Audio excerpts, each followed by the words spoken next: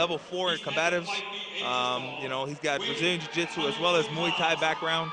So I was one of his instructors when he came down to Fort Benning for level 3 and level 4 combatives. And I know that he's going to be a very tough competitor. I was very surprised to see him go fighting for third, because due to the fact him having the experience as a champion coming back. But that just shows the level of competition of the combatives tournament getting better each year. Yeah, like you mentioned, he did win the first place trophy last year in the 155-pound weight class. He did not place in 2009, so he was slowly but surely getting better and better, and now he's fighting for third place here in 2012. He's from Allentown, Pennsylvania, and Blaze Schubert, who's fighting from Fort Campbell, originally from Fort Collins, Colorado. And this is shaping up to be a very entertaining fight here in the lightweight division. Yeah, it can be said as well, Blaze Schubert, specialist, also has a Purple Heart. He's been wounded in combat, and he's in here, you know, obviously rehab went well. He's fighting Sergeant Hertzog. Should be interesting.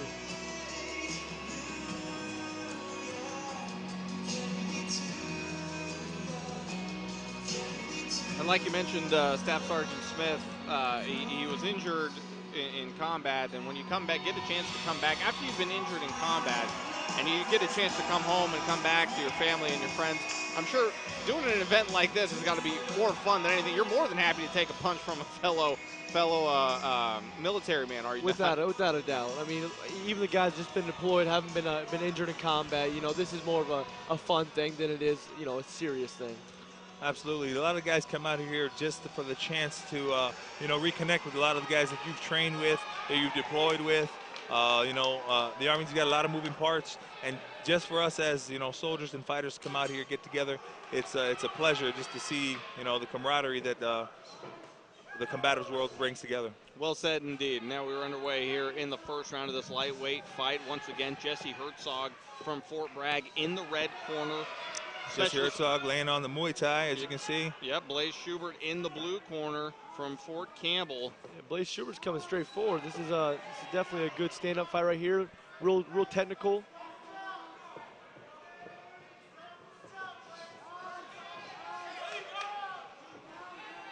Both fighters feeling each other out here in the early going of the first round. Now we got a couple of rights and lefts from Blaze. Again,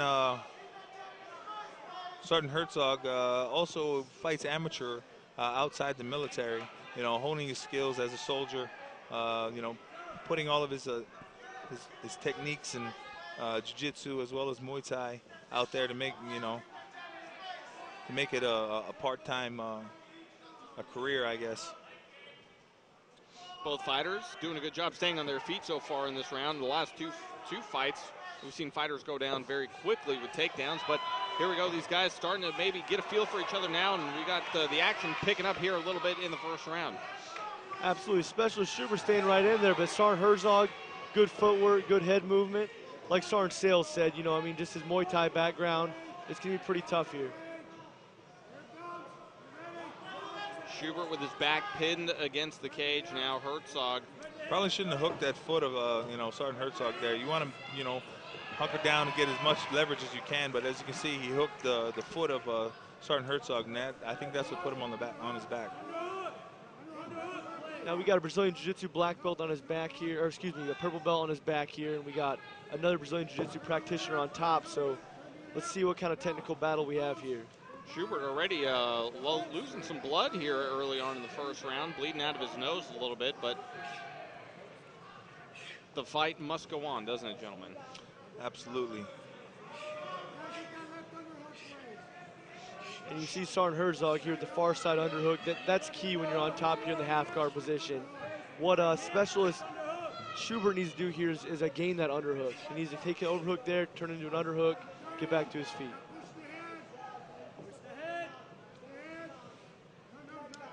But Sergeant Hertzog is keeping good pressure on top here.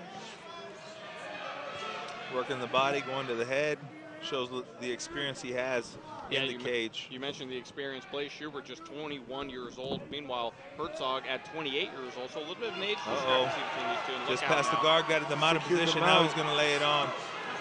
Hopefully, you know, give him the opportunity to set up a submission if he has it. Sergeant Hertzog in complete control at this point, laying in with the rights to the head of Blaze Schubert. It's like the ref's going to stop it here. You can't, yeah, ref stopped it. That's good. Great stoppage. That was a good stoppage. He's saying it's good, but, you know, for the safety of the fighter. And Jesse Hertzog doing some damage. You see the bloody face there of Specialist Blaze Schubert, a spirited effort. But Jesse Hertzog really dominating that fight, guys. From beginning to end, he looked like he imposed his will early and was able to take it all the way to the finish. Yeah, Specialist Schubert came out there, you know, mixing it up with Sergeant Hertzog. Looked like a tough competitor, but I do believe the experience of Jesse Hertzog showed at the end. You know, got the dominant position, knew that didn't want to go to second round, finish it there on his back. So we mentioned Specialist Schubert. You know, he's young, only 21 years old. What should he take from this fight, perhaps, for the rest of his career if he wants to get back in the ring? Oh, you know, I mean, Sergeant Herzog's 28 years old, probably been training for 5-6 years. Specialist Schubert probably not as long. So I mean, he should hold his head high. He got a 4th place in the All-Army. I mean, this tournament, a lot of good guys didn't make it nearly this far. So I mean, he should hold his head high. He got points for his team and go back to his unit, keep training hard, come back harder next week. So congratulations go out to Jesse Hertzog from Fort Bragg, winner in the first round. like I said, the camaraderie of this competition is, you know, amazing. These guys come out there shaking hands afterwards, no bad blood. A lot of these guys got to go back to work Monday morning, you know, back to the regular Army, so. And of course, when you go back to work on Monday morning, you got a little bit of a black eye and some bruises on your face. Nobody really needs to ask exactly what happened, I'm guessing, all right, guys?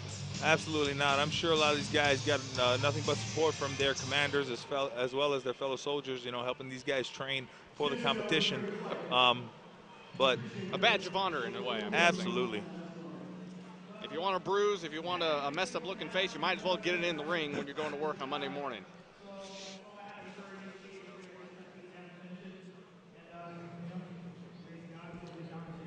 So Sergeant Hertzog saying thanks to the fans in attendance there. Congratulations to him winning 3rd place.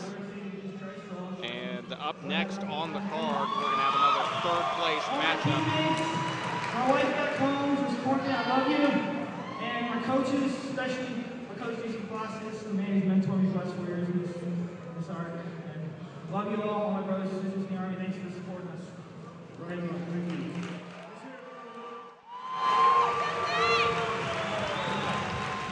The image of Specialist Schubert walking back. Bloody face, but he still got a smile on his face, so I guess that counts for something.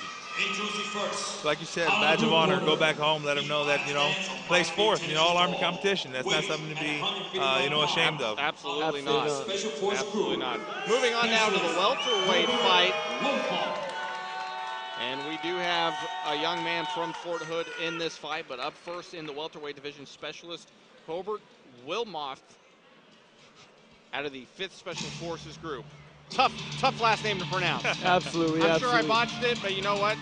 Now I'm gonna let you know this. You know, Sergeant Philip Platt, I had the honor to strike with him and work with him in preparation for this fight, and his stand-up is very, very good. He's a blue belt in jiu-jitsu, but his stand-up is where his money is. Wilmotf at 21 years old. This is his first appearance in these championships. Originally from Winston-Salem, North Carolina. Yep, also says he's a blue belt in Brazilian Jiu-Jitsu, so they match up pretty well. Obviously, the experience, I think, is going to come with Sergeant Platt, who will be coming out in the red corner here in a minute. Due to the fact, you know, 28 years old, Specialist Wilmotf, only 21 years old, has never competed in this competition before, so. His opponent, fighting on the red corner. He stands on 5 feet 10 inches tall, weighs at 155 pounds, out of Fort Hood, Texas, Sergeant Philip Platt. Like I said, Sergeant Platt has phenomenal striking. His ground game is good. You know, so I mean, he's going to keep the fight on standing the most he can. And this is also his first time at the championship, so we've got a couple of first-timers here fighting for 3rd place. So it's going to be a matter of who wants it more here in their first appearance at the Fort Hood Combative Championships. Originally from Springfield, Massachusetts, blue belt in jiu-jitsu. So I think we're going to see a very skilled fight in just a couple of minutes, guys. Absolutely.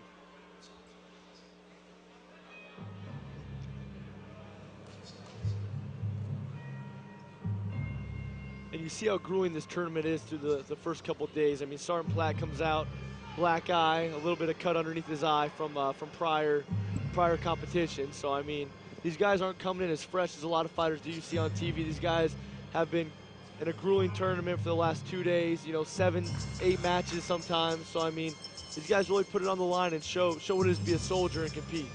Yeah, it's not an easy competition to train for due to the fact that you're doing, you know, 3 different types of competition. You're doing, starting off with your standard rules, which is a lot of ground grappling, submission, wrestling. And then your second day, you go more into a pancrase match, which is, you know, close hand strikes to the body and open strikes to the face, and then kicks to the head and to the body. Then you come out here and you almost got a full MMA match, which is everything except for elbows. And that just shows how much work some of these guys put in, you know, because this is not like a normal competition you can train for. So we're just about ready to get underway here in the welterweight fight between Hobert Wilmotf and Philip Platt.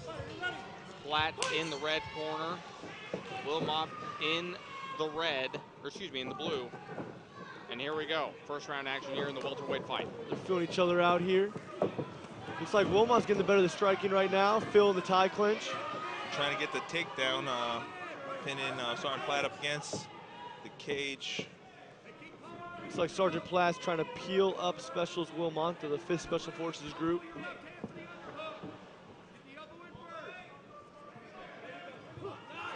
Knees, nice break there. Yeah, like Sergeant Colton said, it looks like he's trying to keep it up standing. It looks more comfortable standing on his feet. Not saying his ground game isn't up to par, but it looks like he's a lot more comfortable standing. If you're just joining us here on MyTex, we're 3 fights in. This is fight number 4 here on the night from the Fort Hood Combative Championship. Big right hand by Sergeant Platt. Big overhand right from Sergeant Platt, right to Specials Wilmot's head. Got him backing up now, not as quick to try to clinch with Sergeant Platt. Specials Wilmot needs to keep his chin down, man. He's backing up, chin high. Sergeant Platt stalking him. He's coming back in, though, you know. We've seen 1 unanimous decision and 2 technical knockouts thus far on the night. Now both fighters, you know, faking back and forth, respecting each other's punches, so. A little more of a feeling out process here. First round action here in the welterweight fight. Sergeant Philip Platt in the red corner from Fort Hood in the black shirt, and he takes a punch right there, and he's in a little bit of trouble up against the cage. But he's back, he's on his feet, fighting right back with knees to the body. Sergeant Platt's back in the tie clinch. There goes Specials Wilmot trying to get the takedown. And he gets it momentarily, but Sergeant Platt's back to his feet. How important is it to be able to stay on your feet, guys? We just saw Platt go down here. How important is it for you to stay on your feet? Well, like I said, a lot of these techniques we train for combat. You know, as a soldier with all our gear on, we really don't want to be fighting off our back. You know, we do so if we need to, knowing that we work a lot of ground skills. But, you know, as a soldier, we try to transition to our primary or secondary weapon system, you know, and try to finish the fight there. So, yeah, we want to keep it on our feet as much as possible. You know, but if we need to, we can take it to the ground. We're not afraid. Looks like Sergeant Platt's getting a cage walk here. And Specials Wilmot is going hard on him. Oh, a couple big knees by Sergeant Platt. What a turnaround here in this fight. Sergeant Platt with knees to the head. No, not to the head, to the body. To the body, no, my mistake. Yes. There are no knees to the head. That's in right, combative competition. Yeah, it was close, but it was to the chest, upper chest, where the knee landed. Here's Sergeant Platt here trying to secure a guillotine. Okay, Specials Wilmot's out of it. He's in a deep half guard position. And trying to get something going here. He has Sergeant Platt's back, but he's high. Sergeant Platt high. Looks like he's going to roll him over and end up in guard position.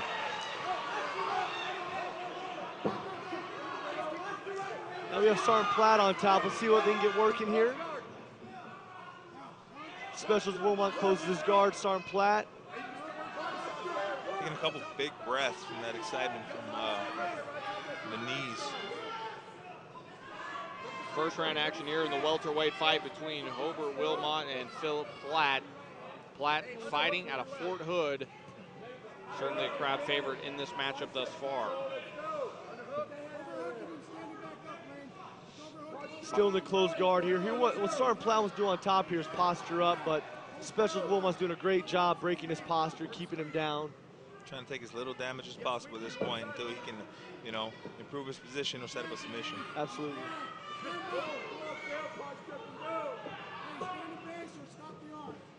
Wilmot on his back. Both of them staying very, very busy. Sergeant Platt, you know, peppering with punches. You can hear Specialist Wilmot's corner telling him to stand in base. It's a technique we learned in Army Combatives. Get the feet in the hips, get away, stand back up. And Staff Sergeant Smith, you're going to be cornering in some of these championship fights coming up later. When you're in the corner, what are you telling your fighters at this point? If you're Wilmot on his back, what are you telling them?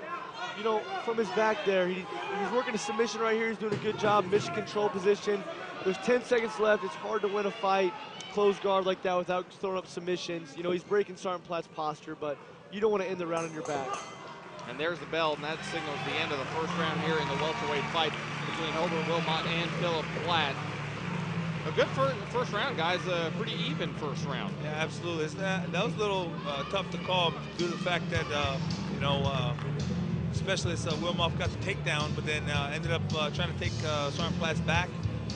Ended up rolling over and ended up on his back, but, you know, in a better position in the guard, controlling his hands, but still, you know, he took some punches, so, you know, I'm sure it's wearing on him a little bit. Yeah, absolutely. Looks like Sergeant Platt here is the fresh of the two fighters, but Specialist Wilmot needs to come out, keep his hands up. Both the guys did great striking in the first round. Specialist Wilmot secured the takedown. Sergeant Platt fought off, got it back on top, ended the round on top. So we'll see how this goes. Wilmotf just 21 years of age, Platt at 28. So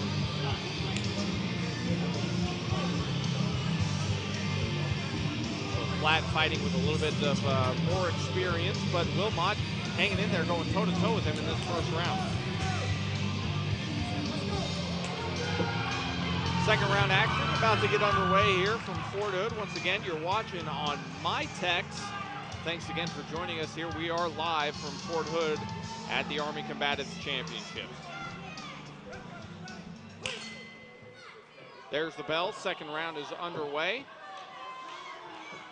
It was an entertaining first round. I'm sure we'll see just as entertaining around here in round number two. Looks like Specialist Wilmotf using that push kick to, you know, kind of set up his takedown, trying to get Sergeant Platt a little closer to the cage so he can close the distance and get him back on the ground. There we go. It's Specialist Wilmot getting him back into the cage. I think that's where he wants him. Sergeant Platt looking very comfortable on his feet, faking in and out, trying to land a big punch.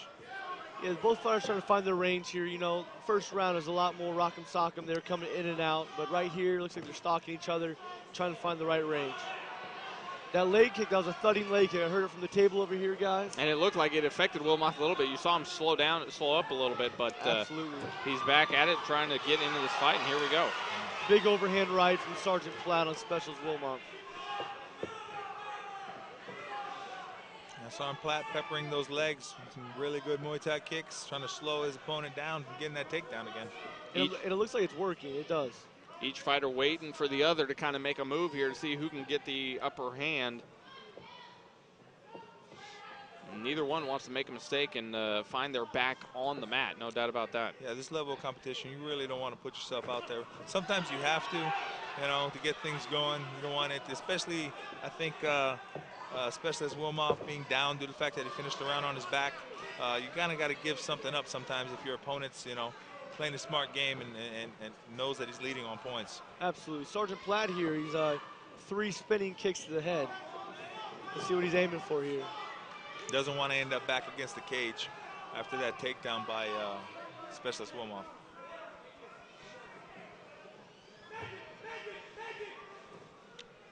Both of these fighters still trying to feel each other out here a little bit in this second round. I think it's like Sergeant Smith said, you don't want to make a mistake at this level. So the fact it only takes one punch to put somebody on their back or finish the fight. Sergeant Platt doing a good job circling away from the cage, not getting stuck. And, you know, Specialist Wilmotf still stalking. Not doing a lot of offense, though. Yep. Yeah, Specials Wilmot's mouth's wide open. You know, I think he's a little exhausted here, guys, but he keeps coming forward. He keeps coming after it. He's trying to get Sergeant Platt against the cage. He ate a big left hand there, but I think he's going to keep coming. He's good. Looks like he's doing a push kick and then a big right hand, and I'm hoping he'll back up to the corner and then he can fight for that takedown again. Sergeant Platt, a lot of head movement. You know, he's being very unpredictable. He's breaking the rhythm of the fight. You know, he's really showcased some good striking here. But Specials Wilmotf, you know, it takes one punch to change a fight, and we'll see how he does here. Sergeant Platt certainly looking like he's in pretty good shape. He's the one dancing around the ring, and Wilmotf trying to cut off that half of the ring, trying to pin him in one half of the ring. But Platt looks like he's in great shape, and he's trying to get control of this fight right now. Again, the level of competition coming out here, these guys are going to be in phenomenal shape. You make it into a championship round, Sure. whether it be first or third. These guys are going to be in incredible shape. You know, like Sergeant Smith said, these guys probably fought, anywhere from 6 to 8 matches in the last 2 days. And, it's just a testament to how much hard work these guys put in, just being soldiers. This is more of a day-to-day thing. These guys go out and, fight like this all the time, I'm sure, at their units, using it as a training tool to go down range, making sure their soldiers are prepared. Not as much action here in round 2 as we saw in round 1. Both of these fighters, though, perhaps just trying to find a way to methodically try to gain the upper hand, and neither one finding a way thus far here in the second round. Not much time left here in the round either. That was a big head kick there. Looks like Sergeant Platt might have caught him with his toe.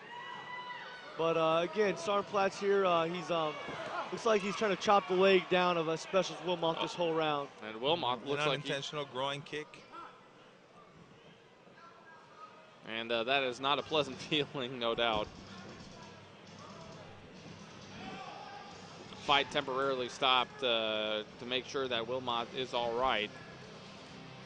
And he's on his feet. He looks like he's going to be okay.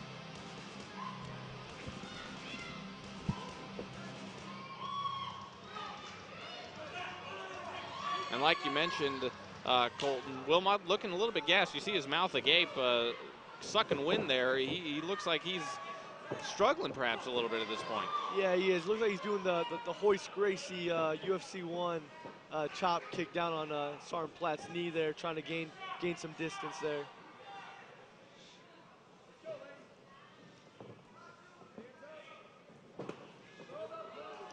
And again, another kick, and we're going to have a Sergeant Wilmotf, or Specialist Wilmotf, taking another tough kick down in the lower region, but once again, unintentional. Yep. Heat of the moment. All you're really trying to do is land a proper strike. But your opponent changing his body position, it happens sometimes. Obviously, this time it happened 2 times in a row, but Yeah, Sergeant Platt's going to want to be really careful with that, getting the warning. So we have a stoppage in the fight, but the referee checking on Specialist Wilmotf, making sure he's doing all right. He looks like he's all right. Second shot that he's taken in this fight below the belt, and like Sergeant Sales just mentioned, completely unintentional, of course, but the fight does need to come to a stop. Both fighters all right. We're back in action here in the second round in this welterweight fight. Action picking up here a little bit now. Yeah, looks like. And right when the action's picking up, the bell rings, and that's the end of round 2. We're going to go to a third and decisive round here in the welterweight fight between Specialist Wilmotf and Sergeant Philip Platt. Sergeant Philip Platt, of course, fighting from Fort Hood. Fort Hood so far, a good showing here on day number 3. Yeah, these guys, they train hard. I got the opportunity to go out there and watch these guys get ready for competition. They got a tough regimen going as far as conditioning, as well as mixed martial arts training, as far as jiu-jitsu, wrestling, stand-up, the whole package up there going on. So we're going to be heading to the third round now. And if I'm not mistaken, I believe that's Ray Rodriguez in the ring, and Ray got to sit in your guys' chair the last time we did this 6 months ago. So nice to see Ray. Yeah, Ray Rodriguez, he just turned pro in MMA. He's 1-0 right now. He has another fight coming up in Legacy Fights. Now, when you guys say that you guys are pro MMA fighters, a lot of these guys, you know, we see the big fights on pay-per-view and all these. What does it take to climb the rankings and climb the mountain of professional mixed martial arts? Well, for me, being I fight super heavyweight, they opened up a completely different weight class for me. You don't say. Being a bigger fighter, it's I'm not gonna say it's easier because I don't have to cut the weight like a lot of the lighter fighters. I fight a more comfortable weight class. I do cut a little weight just off of training, but obviously my diet and stuff not gonna be as, you know, extreme as some of the lighter weight fighters. But what does it take? Well, all it takes is a little bit of hard work. You know, someone to basically the Combatives tournament was a kickoff for me. Some people saw me fighting in a few competitions a few years ago, asked me what I was doing and on my part-time besides, you know, training. And, you know, I had the opportunity to go out there and turn pro. So we got Specials Wilmotf here on top of Sergeant Platt. Looks like you got the big slam there off of some strikes from Sergeant Platt. He's controlling top half guard right now.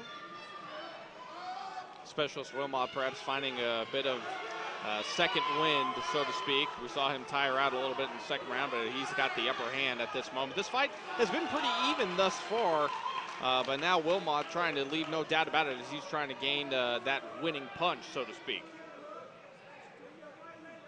Absolutely, it's a very controlling position against the cage here. When it's on an open mat, it's a little easier to get up from here, but this is, Specialist Wilmotf has Sergeant Platt in a really tight position here.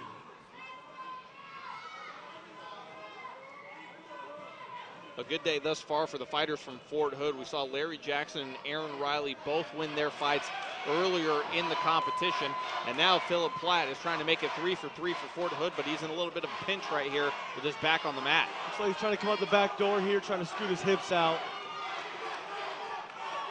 Specialist Wilmotf doing a good job controlling the position, even though that Sergeant Platt had the underhook, which is usually, you know, means to get out, especially from this position. Crowd getting into it here in the third and final round in the welterweight fight between Hobert Wilmotf and Philip Platt.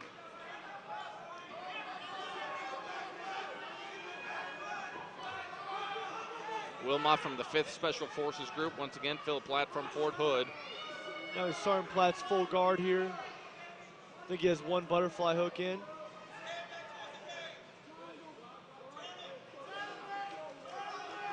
He's breaking Specialist Wilmotf's posture here. What Wilmotf wants to do is posture up to rain down punches. Sergeant Platt needs to get something going here with submission, sweeps, or getting back to his feet.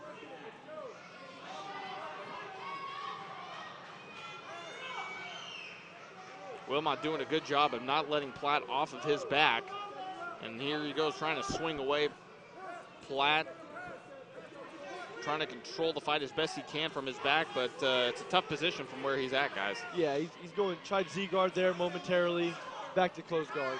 As you can see, he's being offensive, so off his back. So that means, you know, one of two things need to happen.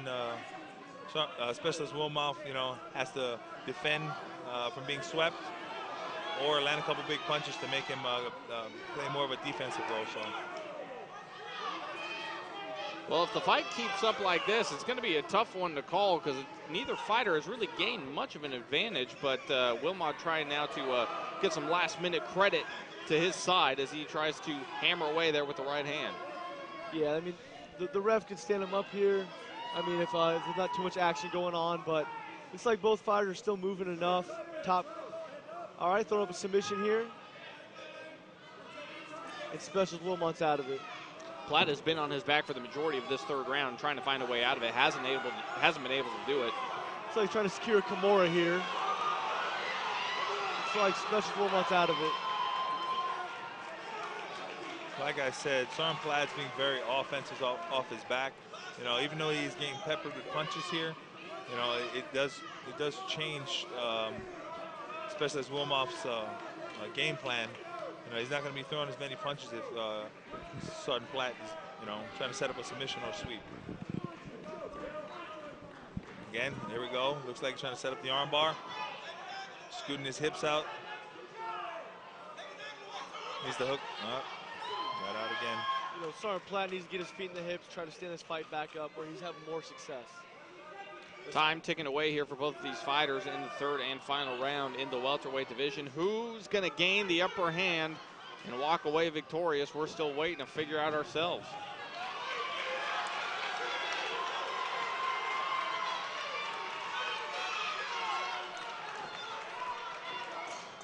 And you hear the bell, and there it is. That's the end of the fight. And we're going to take a quick break. We'll let you know how the fight turned out when we come back.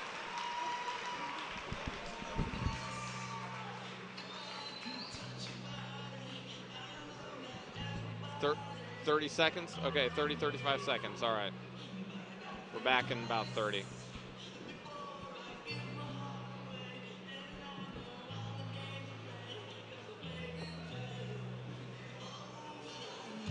Okay. Okay. Ladies and gentlemen, after 3 rounds, we go to the judge scorecards. The winner by unanimous And decision. welcome back to Fort Hood, and we have a winner, and the winner out of the red corner is Sergeant Platt, and it's a bit of a mixed reaction here from the crowd. Some say yes, and some say no. Yeah, I mean, that final round, Specialist Wilmotf had him in a dominant position. He was using Sergeant Philip Platt's guard most of the time, and Sergeant Philip Platt was throwing up submission, staying offensive. Specialist Wilmotf kind of laid on top of him. Both fighters pretty exhausted. Stand-up, I give it to Sergeant Platt throughout the fight. On the ground, as far as on the ground, it was about even. It was a tough fight to call, no doubt about it. In the first round, it looked pretty even, but I would have given that first round to Sergeant Platt anyway. The second round, we saw them stand up a little bit. Wilmotf took those shots below the belt a little bit. Like you said, a very tough fight to call, but it goes to Sergeant Platt. I know you hear the crowd. What's going through your mind? I'm a little worn out.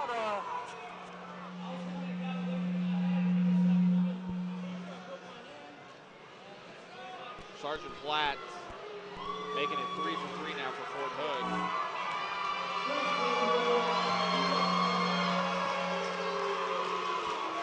People are booing. Hey, these guys come out here, fight as hard as they can. They can't, you know. Judges made the best decision they could. I thought it went that way as well. Sergeant Platt winning the first 2 rounds. You know, kept it standing. And had some really big strikes. And we're unfortunately having a little bit of technical difficulties with that in-ring mic. Unfortunately, we can't bring you that post-fight interview, but congratulations to Sergeant Philip Platt winning it for Fort Hood, and that now makes Fort Hood 3 for 3 thus far on the day.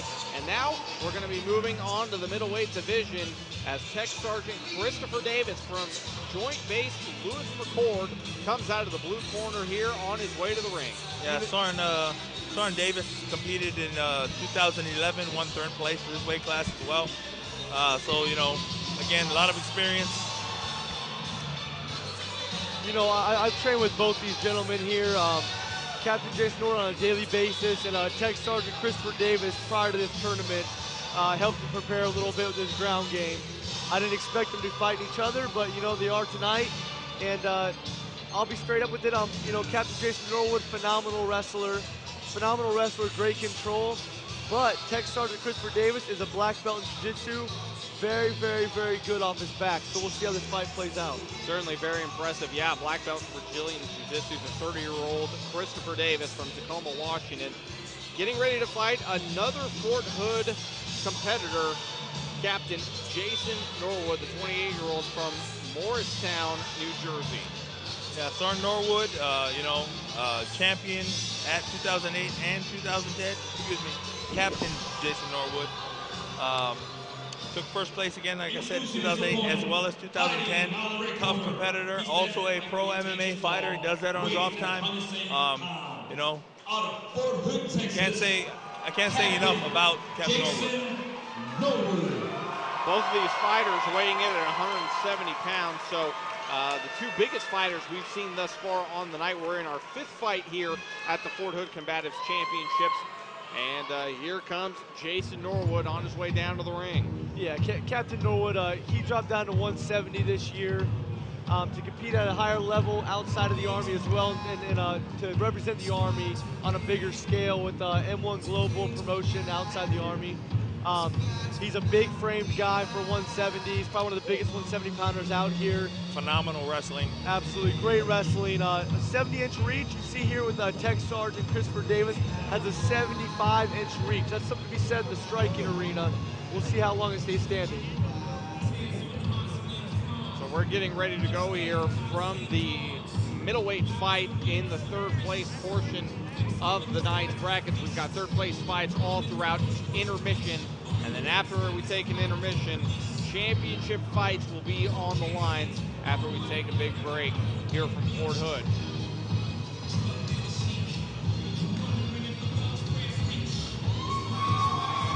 Do you guys get to pick out your own music when you walk out to the ring? Is it your decision? Who do you consult anyone? What do you think is your guys' choice? Well,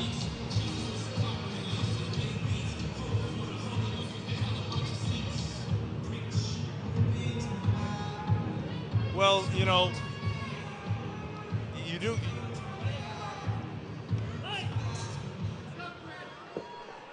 All right, this fight is underway here in the middleweight division, and I believe we've got somebody standing by with an interview with Sergeant Hertzog, who won his fight earlier. And let's hear what Sergeant Hertzog has to say about his win. I'm here with the third place victor in the lightweight division, Sergeant Jesse Hertzog. Sergeant, it seemed like a barroom brawl out there. Now, is a heavy striking attack something you always look for?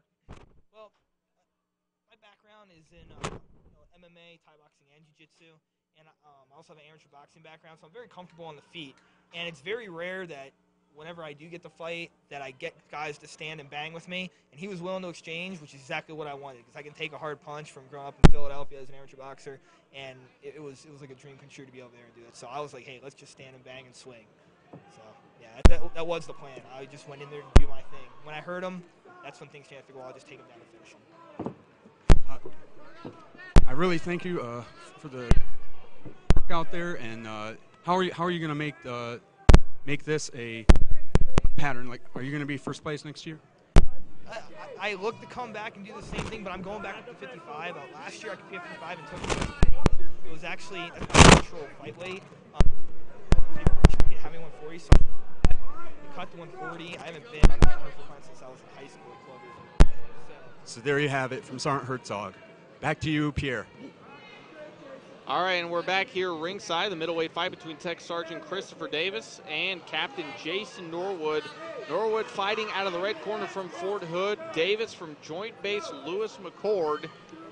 Yeah, these two guys came out, you know, threw a couple of quick punches, and then Captain Norwood got the takedown. But like we said earlier, Tech Sgt. Christopher Davis got a black belt in Brazilian Jiu-Jitsu, so he's very comfortable fighting off of his back. I'm sure that's not where he wants to be, due to the fact that Captain Norwood is such a big 170-pounder. You know, any punch that Captain Norwood throws is going to be heavy-handed and do, you know, quite a bit of damage. Yeah, you see Tech Sgt. Christopher Davis here walking his legs up on the back of Captain Jason Norwood, but Jason Norwood here is keeping a good posture so he can throw strikes. Norwood with the upper hand right now, and some swinging rights and lefts, and Davis quick to wrap him up. Sure doesn't want to take any more of those punches to the face like he just did. Constant pressure by Captain Norwood, trying to make sure that Tech Sgt. Davis does not get any higher of a guard due to the fact that he can get caught in a submission, whether it be triangle or armbar. Yeah, you can tell that the movement of Tech Sgt. Davis's hips, the way he moves around, and you know, he's a very good jiu-jitsu practitioner, solid black belt. Here he is breaking the posture, Captain Norwood. We are in the first round here in this middleweight fight for third place between Jason Norwood and Christopher Davis. Mission control here. This is a pretty dominant position here for the bottom man. We call it mission control, and he's controlling the posture of Captain Norwood. Captain Norwood just needs to fish his head back out of that. Davis on his back. Norwood looking to gain advantage, and now And back to the feet here they are. Big punches and a Muay Thai kick. Wow, it's Tech Sgt Davis going for the takedown on the. Felt more comfortable off his back than standing. On the former West Point wrestler here, Captain Norwood. Davis seems to be better served on his punches. Back. It's one of the first fights I've seen Captain Norwood actually tell someone to get back to their feet so they can strike. Oh, another shot by Tech Sgt Davis. Sprawled out by Captain Norwood. Let's see if Tech Sgt Davis can get himself a takedown and put Captain Norwood on his back and see how he fights off his back. They both look very composed here. You know, these guys are both good fighters. Been training forever. I mean, Tech Sgt Davis, black belt in Brazilian Jiu-Jitsu, probably been training for 10, 15 years. Captain Norwood got double unhooks. Looks like he sprawled him out up against the cage.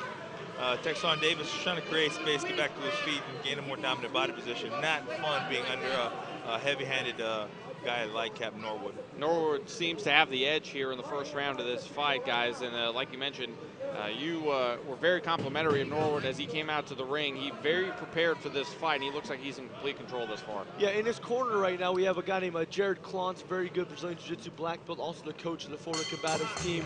And we also have Jason Schaefer, the gentleman is going to walk in the cage here shortly.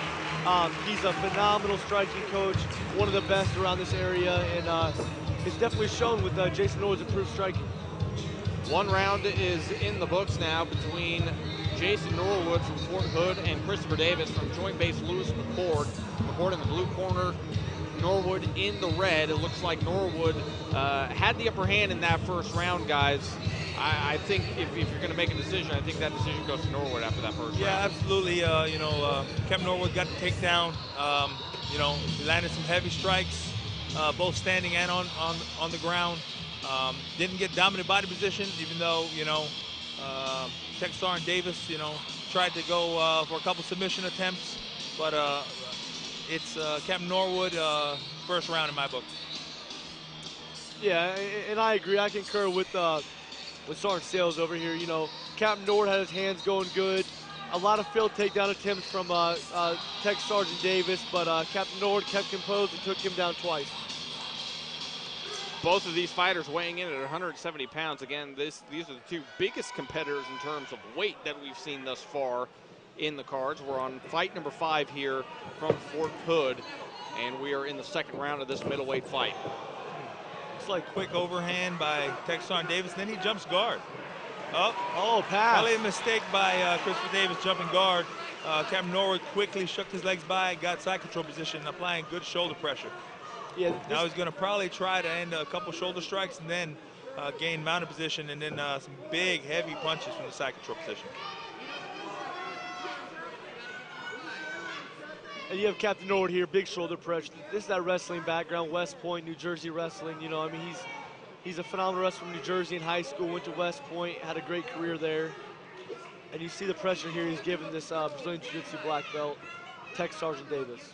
Tech Sgt Davis trying to execute his game plan earlier in this round. It didn't work out so well, and that's why he's on his back at the moment. Norwood, once again, with the upper hand, and it looks like he's in control of this fight thus far. He's looking for a Kimura here. With the pants on, Tech Sgt Davis can really hold on to the pants and negate this Kimura, and with his background, obviously. Yeah, he got a half guard position, switched his leg over to what they call a lockdown, not allowing Captain Norwood to achieve a better position from there.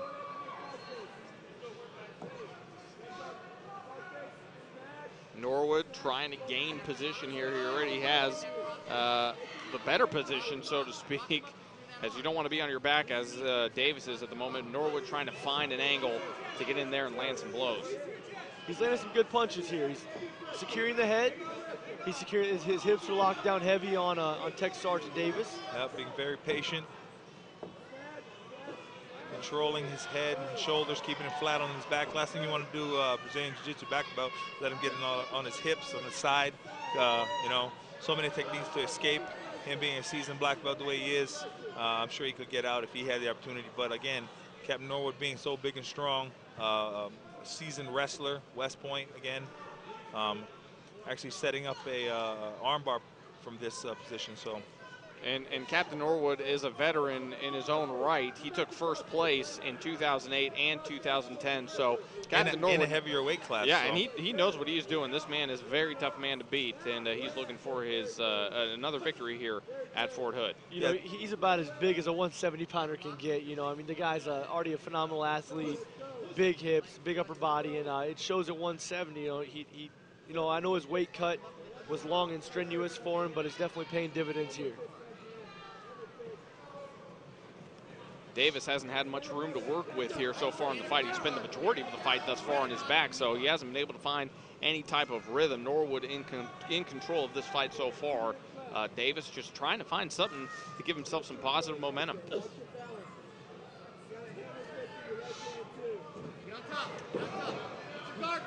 Again, Captain Norwood getting out of the half guard position, getting to that side control position, fighting for that underhook.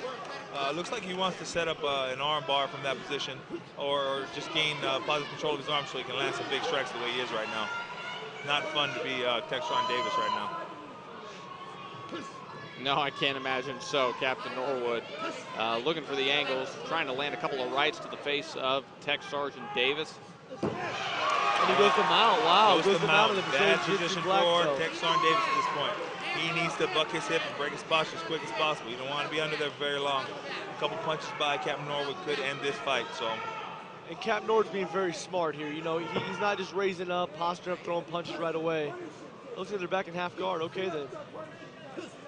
That just shows the experience of Brazilian Jiu-Jitsu as well as combatives of Tech Sgt Davis. Yeah, he's hanging in there as best he can right now, trying to prevent Captain Norwood from finding a lane and driving those fists toward his face. But Davis has got to do something here to get off his back. Back in mission control here, you got Tech Sgt Davis. And Captain Norwood should be looking to posture up. He's playing smart. He's came down low. And now the referee's going to break it up. Back to feet, they go.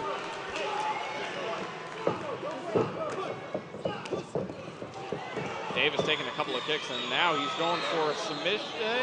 Norwood. Back into the guard position. Yep. Yeah, the referee stood him up to the fact that neither one were really trying to advance. Captain Norwood did pass the half guard a couple times, but, you know, Staff Sergeant Messer in there, who's a referee, one of our senior referees for the combative school. You know, obviously he saw something, wanted to get them back on their feet. So.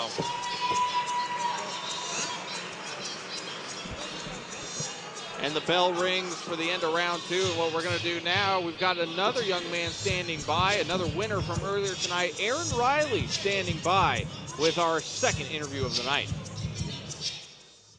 With a first round TKO victory in the third place flyweight division, Staff Sergeant Riley was the third place victor.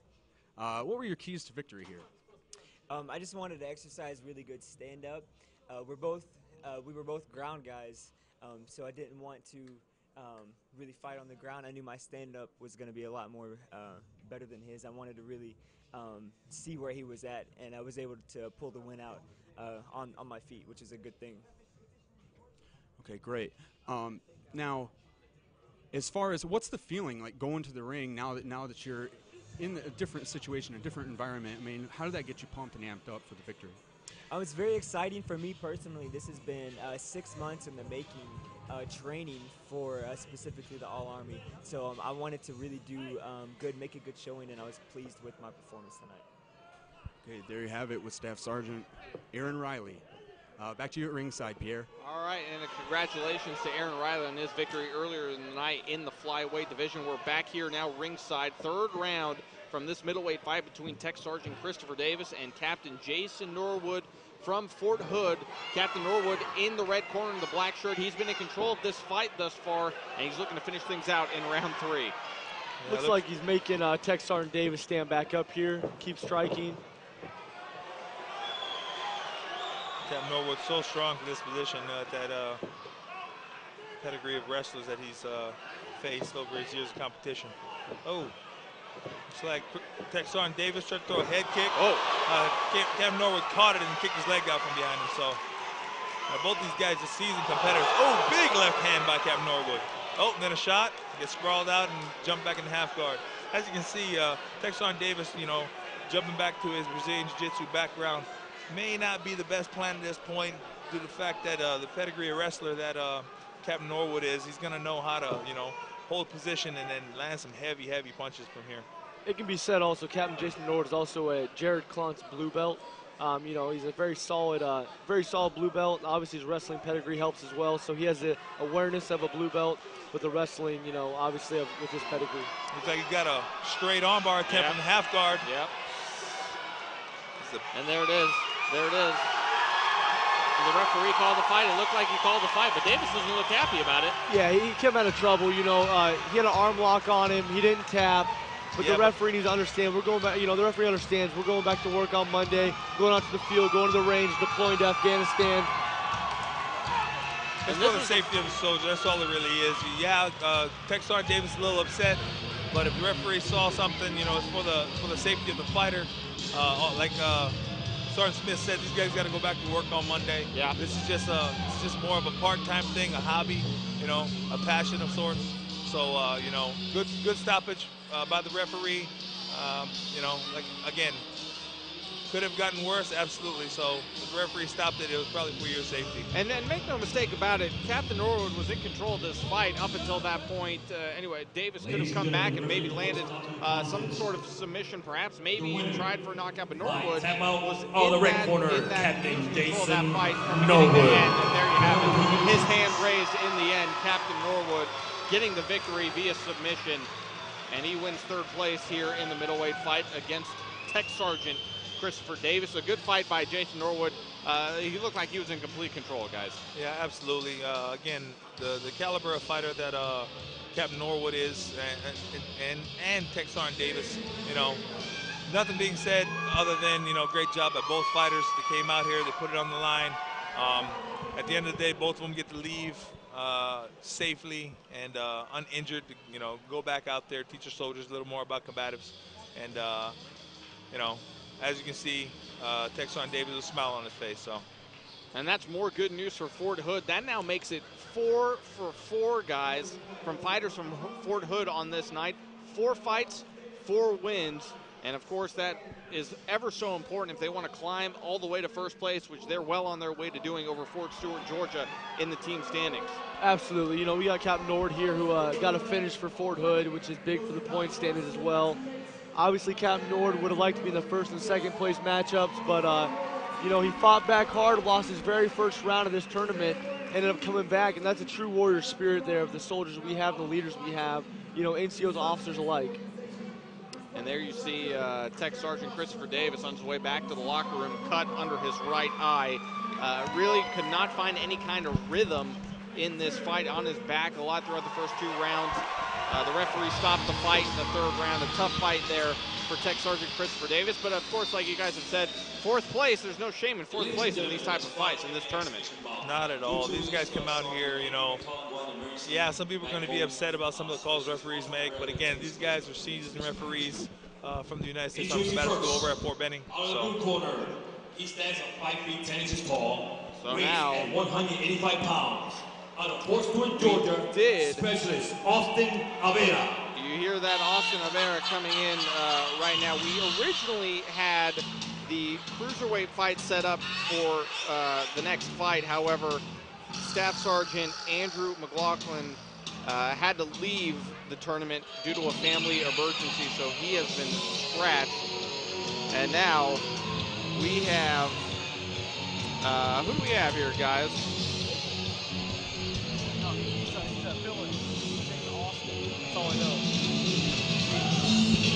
Well, we're still waiting for some of that information on this next coming fight. Again, this is a fill-in from what we originally had in the cruiserweight division.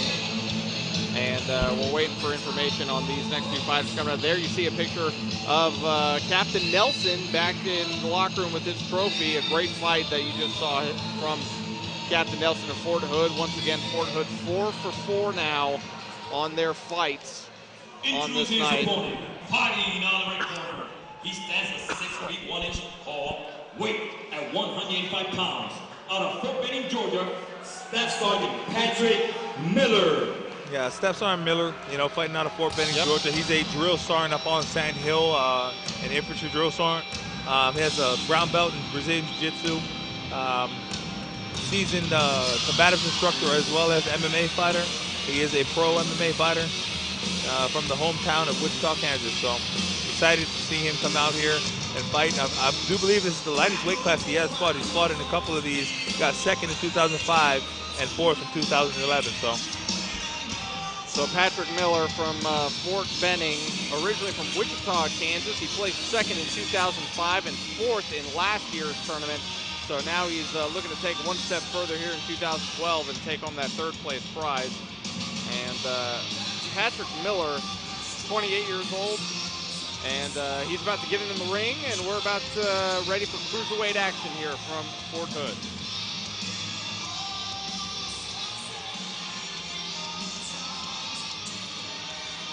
I believe we've got another interview set up. Let's go back and find out who our interviewee is. Let's go back into the locker room and check in. I'm with Specialist Larry Jackson, the third place victor in the bantamweight division. Now, the victory didn't come without its costs. Tell me about that. Well, it was awesome. He was a pretty good guy. I mean, he knew how to keep me away from him, but I'm a really good cage fighter, so I know how to keep him against the cage and beat him to the end. Exactly what happened with your elbow, and how did you overcome that? Yes, yesterday I suffered an injury of an arm bar, but I sucked it up and I came back and did better. Then today during my cage match, I went to go throw him against the cage and my elbow hit the cage. It re-injured it, so I had to pretty much fight him with one arm. How much of Combatives is about that mental fortitude and that mental stamina, that wherewithal to just push even beyond the pain? Combatives had a big step into this. It has a real big step. Without pushing forward, you can never know what you can accomplish. Never can go backwards. Never can go backwards. Now, getting third place is quite an accomplishment, but also, how do you move forward from this, and what are you going to do to get a better result next year? I'm going to train harder. I will get first place next year. I will. All right, there you have it, some strong words and claims from the third place victor. Pierre, back to you. And we're back ringside, and this fight is officially over as quickly as it begun. Austin Avera out of the blue corner asked to fill in this fight, and he ends up a winner over Patrick Miller. Unbelievable here, guys. Yeah, the third ID team, Fort Stewart, representing, coming out here with a fill in the last minute due to the fact that Staff Sergeant McLaughlin from their team could not do so due to the fact of the family emergency. But yeah, third ID team coming out here racking up some points. They were the leader at the beginning of this day. I don't think they're going to get any points for this. They may, I'm not sure. There was some sort of coach's agreement, but we shall see. But yeah, especially Austin Avera with a guillotine in the first round, no more than a minute in. So. Yeah, and you see Specialist Avera in there. His two coaches, Phil Cardella and Gar Splendid, both world champion Brazilian Jiu-Jitsu black belts and Judo black belts. Phenomenal coaches. So it's a testament to his submission prowess. So credit to Austin Avera here, guys. He wasn't expecting to fight at the beginning of the day. He got thrown in at the last minute, and he's in the ring now. And in less than a minute, he gets the win. Very impressive. And now a reminder, this was an exhibition bout, and the third place was field goal to Staff Sergeant Patrick Miller. So Avera wins via first round submission. Yeah, like they said, this was an exhibition round. True. Apparently, Specialist Avera lost earlier in the rounds, so he was just filling in to give Patrick Miller a fight. Yeah, you know, Sergeant Miller probably had a few more fights due to the fact that he made it to the third round, but Specialist Avera, a very impressive showing out here, coming out last minute, filling in for his buddy, just so Sergeant Miller could get some mat time out here. So. And we should have mentioned that, yes, due to the fact that Andrew McLaughlin had to resign from today's match, go back home for a family emergency, that did give Patrick Miller the automatic victory. But a very classy gesture there by Staff Sergeant Patrick Miller, handing the third place trophy to Austin Avera. A very classy gesture there. He lost the fight. He hands it over, even though his name is on the trophy. But a classy move there by Patrick Miller, and that is our sixth fight of the night thus far in the cruiserweight division. Now we're moving on to the light heavyweight division. That's going to be coming up next, guys. A great night of fights so far. What has impressed you guys thus far through 6 fights? You know, I'll say guys that have come back from adversity. Guys have been taken down early in the rounds or knocked out or knocked down, you know, and popped right back up and finished fights on their own. I would say, you know, just the caliber of fighters coming out this tournament, getting better and better each year. You know, these young competitors coming out with not as much experience with the seasoned veterans, but just shows their hard work, dedication from their coaches, putting in the time and coming out here and putting it all out there for, you know, Fort Hood to see. So. And it's certainly been a great night for Fort Hood as well. The guys fighting for Fort Hood, they fought in 4 of the first 6 fights, and they have all come away victorious. And we're 6 fights in. We got another fight coming up, but before we get to that, we got to take a commercial break. We'll be back momentarily with more here at the Army Combative Championship. 205 pounds.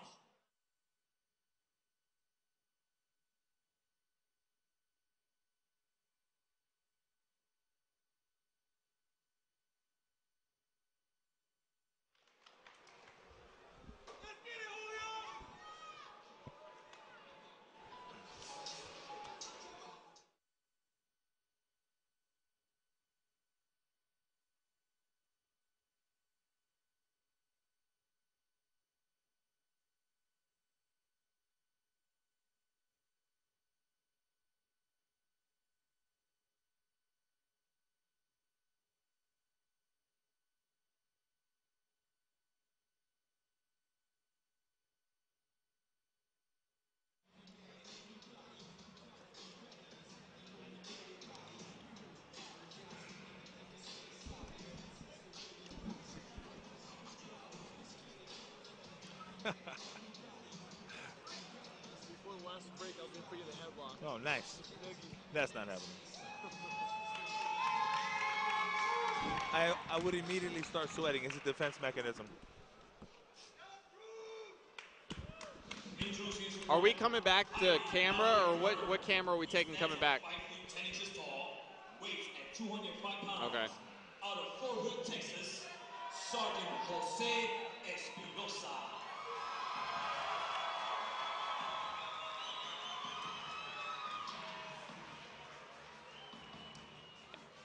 And welcome back, ladies and gentlemen, to the Fort Hood Combative Championships, the Army Combative Championships, I should say, live here from Fort Hood. We are in our 7th fight of the night in the light heavyweight division. Julio de la Cruz out of the blue corner, and now you're seeing pictures of Sergeant Jose Espinosa from Fort Hood. Guys, a fighter you, I'm sure, are very familiar with. Yeah, Sergeant Espinosa, extremely explosive individual. Only walks around about 205, doesn't cut a whole lot of weight, but such a spark plug, you know, and he's a funny guy in the room, but he gets down to business when it comes to training and in competition. You know, you got to feel for, you know, Jose Espinosa's T-shirt there. It looks like it's in an awful lot of pain as it wants to just rip to shreds, but Espinosa is going to give it a go here despite that. And, guys, I'm sure we're going to see a very impactful fight. Both of these guys weighing in at over 200 pounds. Yeah, Specialist de la Cruz coming in at 204 pounds, first time in the United States Army Championship Combatives Tournament. He is a level 2 certified combatives instructor, has been deployed 15 months to the OIF, Operation Iraqi Freedom, with the hometown of Fort Leonard Wood, Missouri. So I'm sure he's got, you know, not a lot of information as far as MMA experience, but he is a soldier, so enough said. This is Espinosa's first time in the championship. Actually, it's the first time for both of these fighters, both for De La Cruz and Espinosa. First time experience here, making it to the 3rd place match in the light heavyweight division. Congratulations to both of them. I'm sure we're both looking forward, we're all looking forward really, to a very, very entertaining fight. Yeah, Sergeant Espinosa, being a Brazilian Jiu-Jitsu blue belt, and having a wrestling background. So, you know, obviously, you know, he's probably going to want to take this dude to the ground and get some punches off, but we'll see. Specialist Julio de la Cruz fighting from Fort Leonard Wood, and we've got some of his you know, teammates, so to speak, on our right here, close to our broadcast booth, and the fight is underway here in the light heavyweight division. A couple big punches being thrown, feeling each other out. Yeah, Specialist de la Cruz needs to be careful ducking his head there to get away from punches. He needs to stay in the pocket, slip the punches, not duck from them. Sergeant Espinosa here against the fence. Excuse me, pardon. He has Specialist de la Cruz against the fence, throwing some blows. Again, Sergeant Espinosa using that wrestling background, pin his opponent up there. Probably going to try for the takedown here. Once again, double underhooks. Pair of permanent punches to the body and the leg. Constant pressure. Like you said, Sergeant Espinosa is just a big, large, strong individual. Gets the takedown, puts him on his back, but Specialist De La Cruz immediately jumping guard. Still not a good place to be, especially that close up to the cage. You don't have a lot of room to maneuver. Needs to get himself out of that position as soon as possible.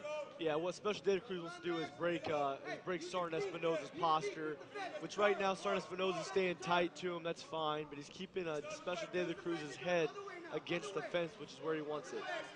First round action here in the light heavyweight fight between Julio De La Cruz and Jose Espinosa. Espinosa stationed here at Fort Hood. Once again, Fort Hood has been very successful so far tonight. 4 fights, 4 victories, and Espinosa looking to make it 5 in a row for the boys here from Fort Hood.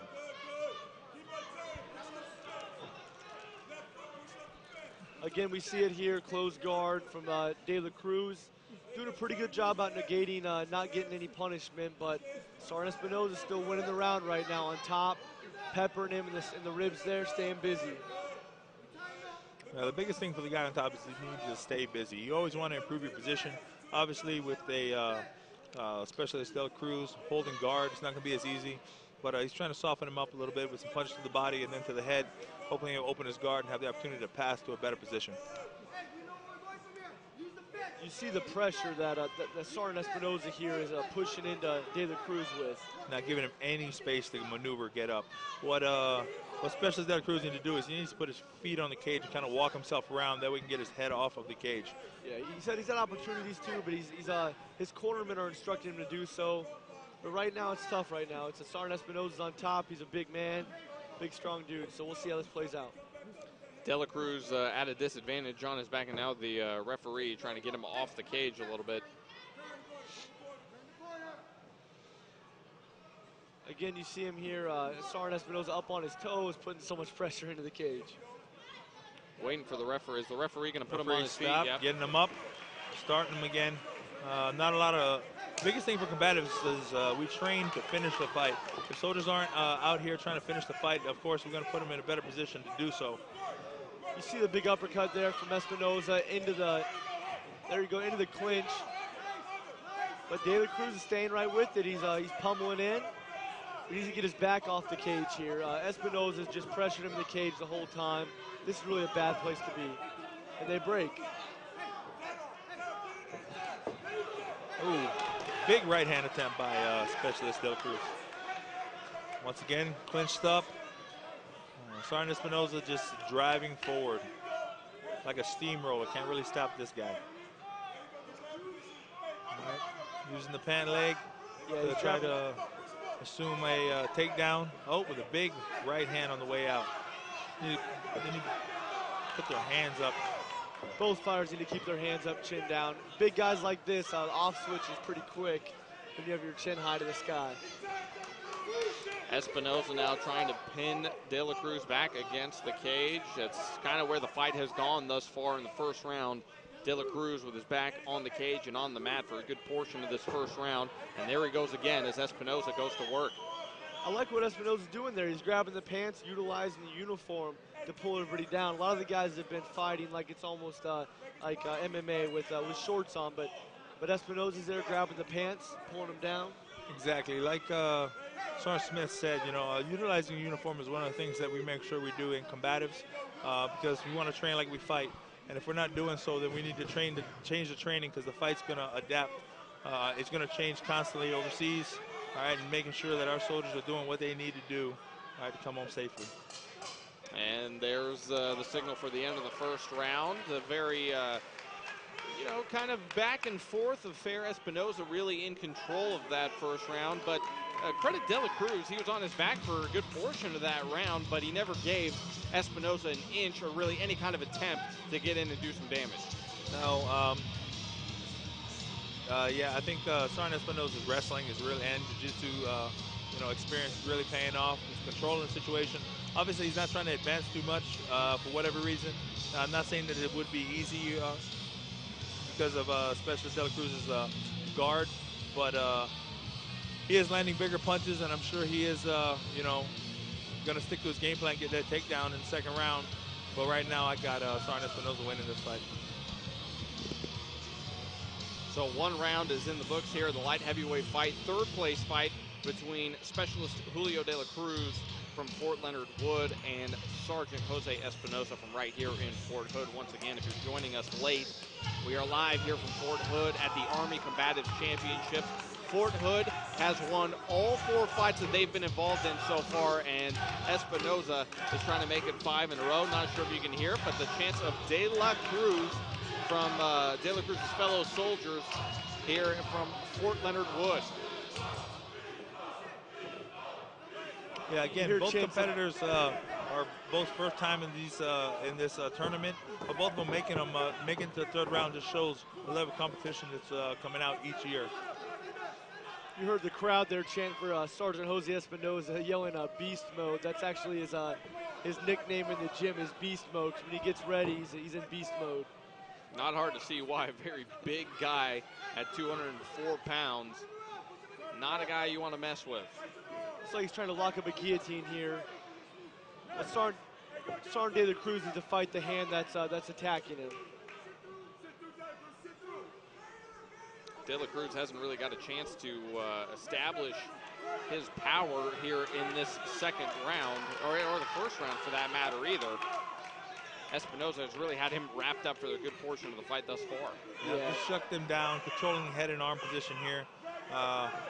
He's got to really shoot his arm through all the way and lock it down, figure 4 lock, and then gator roll if he's going to try to finish this submission. Yeah, look for Sergeant Espinosa to take Special De La Cruz back here. But De La Cruz is game. He's grabbing the leg when Sergeant Espinosa tries to get around. Yeah, it's not easy, especially, switch to a guillotine, I do believe. A 10-finger guillotine here, looks like.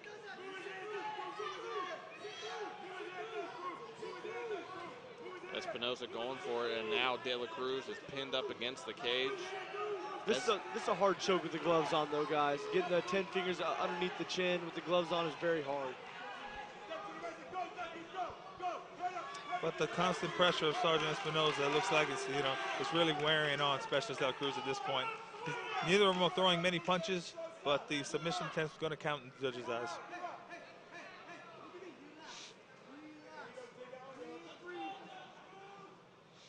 Espinosa has been the one who has been on top of this fight thus far, but neither one really establishing themselves so far in this fight. It's been kind of a brawl wrestling match, so to speak, here in the 2nd round. Yep, yeah, he's setting up the takedown again, utilizing that pant leg. Big takedown. Looks like he's getting into about to pass the guard of Special Espinosa in the side control, and now Special Espinosa is in a very bad position. Special De La Cruz, rather. Excuse me. De La Cruz on his back. Espinosa once again with the upper hand. De La Cruz trying to fight from his back. We got Sergeant Espinosa here in side control. Having a big guy like that with the far side underhook, that's what he wants. He's isolating that arm for the key lock. Bent arm bar. And that's an Army Combatives level 1 move right there, and it's very effective. Let's see if we'll garner the tap here. Espinosa looking for that submission win. De La Cruz not ready to give in just yet. Yeah, not getting the leverage he wants to finish the arm bar, but still constant pressure, still controlling position, not giving up too much to lose the dominant position that he does have. What he needs to do is he needs to grab a hold with his, with some sort of a thumb grip. Now he's stepping over to the mount to get the leverage he needs, but still unable to torque it the way he needs to finish the submission. Again, we are here in the 2nd round of this light heavyweight fight for 3rd place between Julio De La Cruz and Jose Espinosa. And with Sergeant Espinosa, there he goes. He raises up, posturing up. Yep. We now look for the just stoppage raining down here. big punches at this point. being very patient, controlling his opponent's arms on the bottom, landing big punches. I'm not sure why he stopped there. It looks like Specials De La Cruz is bumping pretty good on bottom. Breaking down his posture. But he's being patient, being smart. Being a 205er is not easy, you know, throwing that weight around. Trust me, I know. You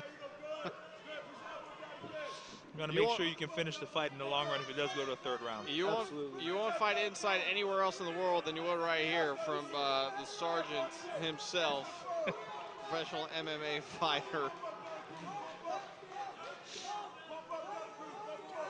Still, he's got a head and arm lock at this point, the arm triangle, trying to walk around. Yeah, he needs to get his head lower, shoulder deeper. I don't see the finish coming here. 10 seconds to see if Specialist De La Cruz can hold out. I think he does. I think he holds out here.